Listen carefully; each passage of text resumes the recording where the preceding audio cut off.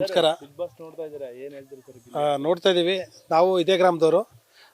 ನಮ್ಮ ಮಾವನ ಮಗ ಆಗಬೇಕು ಗಿಲ್ಲಿ ನಟರಾಜು ತುಂಬ ಎತ್ತರವಾಗಿ ಬೆಳೀತಾ ಇದ್ದಾನೆ. ನಾವು ಇದೇ ಗ್ರಾಮದವರು. ಕಗ್ಲಿಪುರ ಸ್ಟೇಷನಲ್ಲಿ ಪೊಲೀಸ್ ಆಗಿದ್ದೀವಿ, ರಾಮನಗರ ಡಿಸ್ಟಿಕ್ಕು. ಆದರೂ ನಮ್ಮ ಕೆಲಸದ ಒತ್ತಡದಲ್ಲಿ ಸಾಯಂಕಾಲ ರಾತ್ರಿ ಬಂದು ಈ ಬಿಗ್ ಬಾಸ್ ನೋಡಿದಾಗ ನಮ್ಮ ಹುಡುಗ ನೋಡಿದಾಗ ಭಾಳ ಖುಷಿಯಾಗುತ್ತೆ ಮತ್ತು ಸಂತೋಷ ಆಗುತ್ತೆ. ಅವ್ರು ಮಾಡೋ ಕಾಮಿಡಿ ಆಗಿರ್ಬೋದು, ಮತ್ತು ಅಲ್ಲಿ ಮನೋರಂಜನೆ ಅಲ್ಲಿ ತುಂಬ ಚೆನ್ನಾಗಿ ಮಾಡ್ತಾ ಇದ್ದಾನೆ. ಅವನು ಬಿಗ್ ಬಾಸ್ ಗೆದ್ದು ಬರ್ತಾನೆ ಅಂತ ನಂಬಿಕೆ ಇದೆ. ನಾನು ಕೂಡ ನಮ್ಮ ಜೊತೆ ಕೊಲೀಗ್ಸು ಮತ್ತು ಎಲ್ಲ ಸ್ನೇಹಿತರಿಗೆಲ್ಲ ಅವಾಗವಾಗ ಹೇಳ್ತಾ ಇರ್ತೀವಿ, ನಮ್ಮ ಹುಡುಗನಿಗೆಲ್ಲ ವೋಟ್ ಮಾಡಿ ಅವನ ಗೆದ್ದು ಬರಲಿ, ಎಲ್ಲ ಜೈಶೀರಾಗಿ ಮಾಡ್ಬೇಕಂತ ಕೇಳ್ಕೊತಿದ್ದೀವಿ ಅವ್ರನ್ನೆಲ್ಲ. ಆಗ ಅವರೆಲ್ಲ ಖುಷಿಯಾಗಿ ಎಲ್ಲ ತುಂಬ ಉತ್ಸುಕತೆಯಿಂದ ಅವನಿಗೆಲ್ಲ ಅಭಿಮಾನಿಗಳಿದ್ದಾರೆ. ಮತ್ತು ಅದಲ್ದೇ ಮಂಡ್ಯ ಜಿಲ್ಲೆಯಲ್ಲಿ ದಡ್ತಪುರ ಅಂತ ಸ್ವಲ್ಪ ಗೊತ್ತಾಗಿದ್ದೆ ನಮ್ಮ ಹುಡುಗ ನಟರಾಜಿಂದ ಅಂತ ಹೇಳ್ಬೋದು. ಯಾಕಂದರೆ ನಾವೆಲ್ಲ ಮಂಡ್ಯ ಜಿಲ್ಲೆ ದಡ್ತಪುರ ಅಂದರೆ ಕೆಲವರು ಮಾತ್ರ ಗೊತ್ತಿತ್ತು.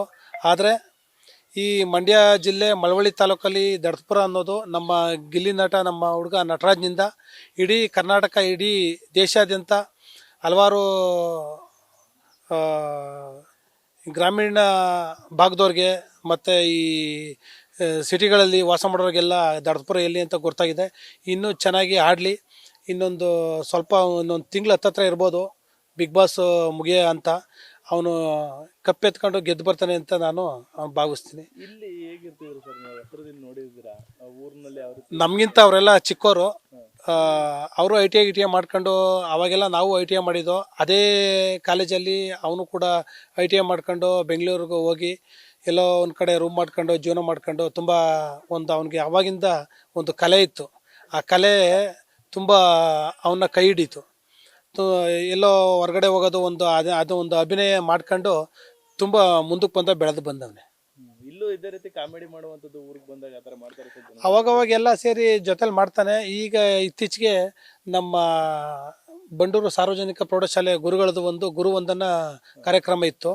ಆ ಕಾರ್ಯಕ್ರಮಕ್ಕೆ ಬಂದು ಅವಾಗಲೂ ಕೂಡ ಎಲ್ಲ ಪ್ರೀತಿ ವಿಶ್ವಾಸದಿಂದ ಮಾತಾಡಿಸಿ ಎಲ್ಲರೂ ಕಾಮಿಡಿ ಮಾಡ್ಕೊಂಡು ನಗ್ನತ್ತಾ ತುಂಬ ವರ್ಷಗಳಾದರೂ ಕೂಡ ಆ ಒಂದು ಕಾರ್ಯಕ್ರಮಕ್ಕೆ ಅವನು ಕೆಲಸದ ಒತ್ತಡ ಬಿಟ್ಟು ಬಂದು ಭಾಗವಹಿಸಿ ಎಲ್ಲರೂ ನಗಿಸಿ ಹೋಗಿದ್ದಾನೆ. ತುಂಬ ಚೆನ್ನಾಗಿ ಆಡ್ತಿದ್ದಾನೆ. ನೀವು ಕೂಡ ಎಲ್ಲ ಸಪೋರ್ಟ್ ಮಾಡಬೇಕು. ಚೆನ್ನಾಗಿ ಬೆಳೀಲಿ ನಮ್ಮೂರು ಹುಡುಗ ಅಂತ ನಮ್ಮ ಮಾವನ ಮಗ ಅಂತ ಕೇಳ್ಕೊಳ್ತಿದ್ದೀನಿ. ನಮ್ಮ ಹೆಸರು ಗಿರೀಶ್ ಅಂತ.